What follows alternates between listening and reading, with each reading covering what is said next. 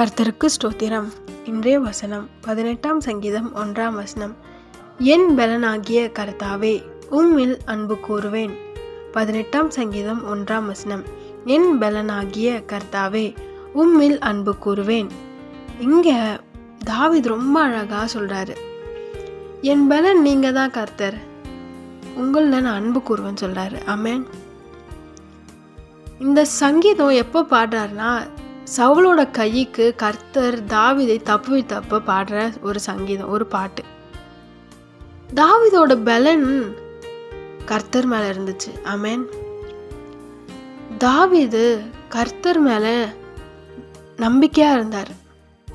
தாவீதுக்கு தெரியும் கர்த்தர் தாவீதை கைவிட மாட்டார் சொல்லி சொல்கிறாரு, நீங்கள் தான் என் பலன், நான் உங்களை நேசிக்கிறேன், உங்களில் அன்பு கூறுறேன்னு சொல்கிறாரு. ஆமென்.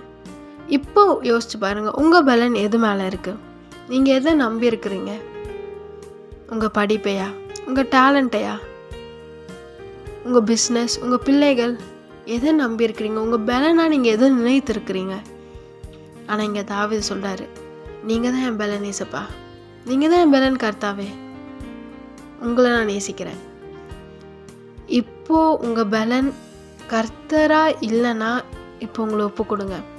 ஏசப்பா, உங்களை என் பலனாக நான் ஏற்றுக்கிறேன், உங்களை நான் நேசிக்கிறேன், நீங்கள் ஒப்பு கொடுங்க. நிச்சயமாக உங்களை சுற்றிலும் இருக்கிற சூழ்நிலை மாறும். உங்களை கர்த்தர் எல்லா சூழ்நிலைக்கும் விலக்கி பாதுகாத்து ஆசீர்வதித்து உயர்த்துவார். ஆமென்.